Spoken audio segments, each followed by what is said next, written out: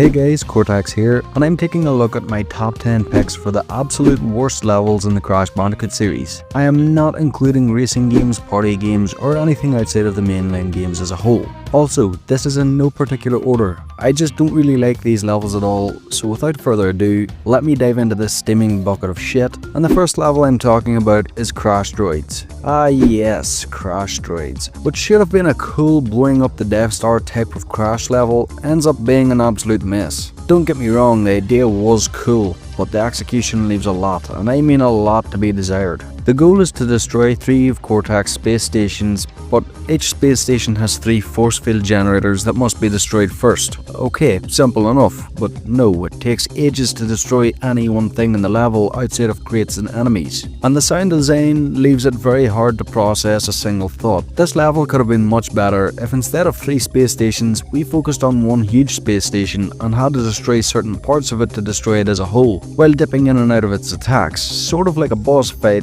but not quite one. Give the level a jumpier, more playful track, and turn down the sound effects volume, but unfortunately we've got this slop. Next up on the list is Pack Attack. And let me just say, although I've said I don't mind these jetpack levels in my Crash 2 review, and I thought they were just mediocre, I've since changed my mind. While not particularly difficult levels, they are difficult to enjoy, but Pack Attack is the worst offender for me personally. When it comes to Crash levels, there are plenty of ways to divide them, but for the sake of argument here, let's just divide them into fast-paced levels and slow-paced levels. A good fast-paced level can be great fun, and so can a slow-paced level. Take a look at most of the levels in Crash 1. That game was designed around the player taking their time and thinking about every move, but it's still fun. Pack Attack, on the other hand, is a great example of a painfully slow-paced level. Yes, the controls are easy enough to get onto, but even at that, once you know how to control Crash in these levels, it doesn't make it magically better. The jetpack is just mind-numbing to control,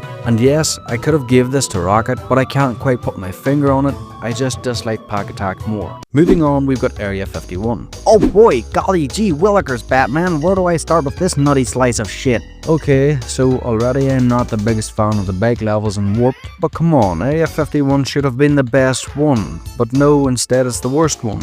And why is that? Because it's boring as shit. Nothing happens in this level. It feels like there are so few crates to break, the road is poorly lit, and there's a few cop cars that race toward us. Other than that, there's nothing else going on. And the race itself, I mean, talk about some bullshit. I can let Nitrous Oxide off with a pass for taking off early in his race, but these UFOs don't just start early, they start halfway up the road. I am genuinely disappointed with this level, to be honest, because as I said, it should have been the best one. Racing aliens down this Route 66 type road at night instead of the usual Cortex henchmen. Man, they could have threw in some really cool hazards and genuinely creative scenes in the background along with a cooler road to race down, but unfortunately all they did was take Road Crash, make it dark and throw in some UFOs to race against. Up next, High Seas High Jinx. I don't want to go too much into why I dislike this level, I want to save that for my Twin Sandy review, but the main points are as follows. We slowly and carefully climb our way through Engine's battleship, taking out a few rats along the way, and compared to the rest of the game, it just feels slow. It feels like nothing is going on,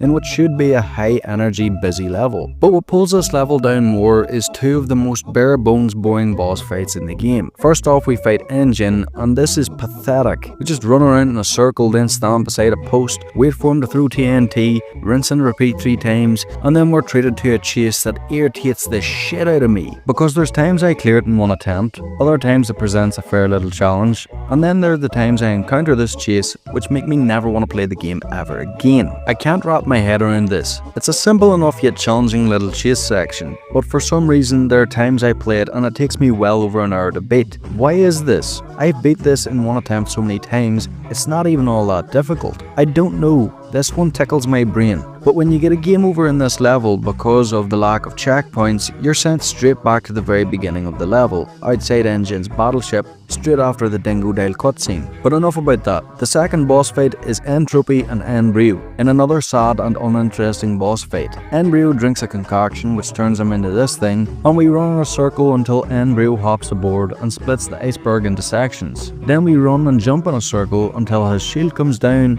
and we give him a little spin.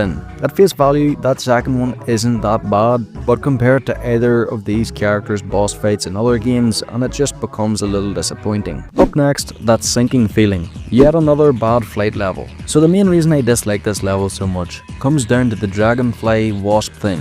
Its lock-on charged firing system takes ages to load up, there's other planes in the sky attacking us alongside turrets in the water, and we've got 6 ships to destroy. All this happens surrounding an island, and again, this could have been cool if they removed the other planes and turrets and just made the ships fire at us. Give us the ability to drop bombs and shoot missiles with one tap of a button, and increase the ships from 6 to 10, and now it's not such a bad level in my mind. Oh, one more tweak would be to brighten it up a bit. It's a very dull level, with one of the worst tracks in the Wrath of Cortex, and that's saying something given how good the Wrath of Cortex soundtrack is. Moving on, we've got Coral Canyon. Again, similar to Pack Attack, I said I didn't really mind the submarine in the Wrath of Cortex in my Wrath of Cortex review, but again, that doesn't mean this thing is my best friend. No, that title goes to Muscle Man. Dude, take my picture! Oh no, bro.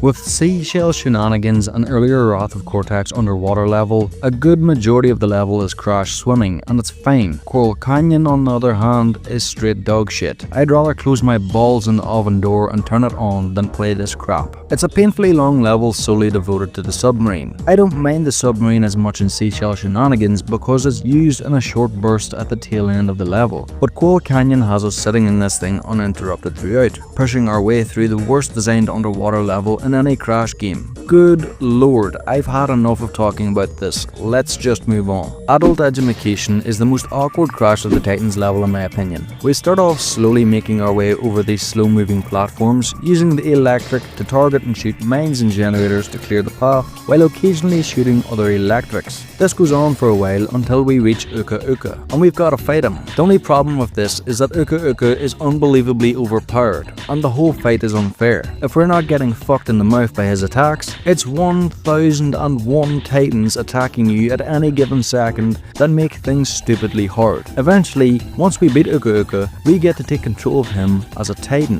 which should be really cool if it actually allowed us to play with him for longer than 5 seconds. Ski Crazed is possibly my least favourite level in Crash Bandicoot Warped. I just dislike the jet ski levels in Warped full stop. But man, this one is the worst, because it is unbelievably long. Why does this game insist on making me play this boring, tedious level for so long? Why not make it a fast-paced level where to get the crystal, we've got to get to the end of the level passing through all of the rings or hitting all of the checkpoints in a straighter path, instead of this narrow, winding, full of hazards bullshit that goes on for way too long. I mean, by this stage in the game, we've played through 3 jet ski levels so far, so why are we now playing through yet another jet ski level? I don't even hate the controls or anything, that's fine. It's just a boring level that makes me feel like I'm stuck in the back of a really hot car on a really long journey. Up next, Force of Nature. The biggest crime this level commits, other than being an absolute nothing burger, is the fact that it requires 25 relics to unlock. Look, if a level requires relics to unlock it, it should be worth the grind. I enjoy time trials and Crash games, but that's besides the point. And another thing, who named this level Force of Nature? What Force of Nature? Nothing's happening here. It's just Coco snowboarding down a snowy mountain, dodging the occasional TNT or Nitro crate. Force of Nature should have been a long platforming focused level, making our way through 4 different elemental infused biomes full to the teeth of hazards. If the level was constantly changing, this would be so cool. Hell, even keep the snowboarding part in, but add a little flair. Then have us shoot into a lava-filled cave full of fire-themed hazards. Send us down further into a flooding factory that we've got to escape into an earthquake-filled jungle or something. This level should have been the best level in the game, but sadly, it's just this. Literally, just this. Finally, we have Evil Public School from Mind Over Mutant. What on earth were they thinking when they made this level? Seriously, we have to backtrack the entire way through the game twice just so we can find the right mutant or titan to get in. And once in, we listen to Dr. Cortex giving out orders and school announcements as the most pathetic chase sequence I have ever played in any game in my life takes place. I mean, look at how slow this thing's moving. This is just pathetic. And after that, we watch Crash and Aku Aku kiss for some reason. Look man, I'll watch these two kiss on my own time. Right now I'm trying to play this game. Why are you trying to make me jealous? That's not fair. After this, we play a really shit defense stage where we protect Nina's project. Then the level just sorta ends and drifts into a cutscene. And well folks, that's all from me. Those are my picks of the worst levels in the Crash Bandicoot games. Let me know what levels you hate the most in the comments below, and get ready for my 10 best levels. If you enjoyed this video, be sure to leave a like and subscribe to get a free old man and a free prostate exam from Freddy Krueger. Thanks for watching and have a great day. Now, I'm off to play with Muscle Man's man boobs.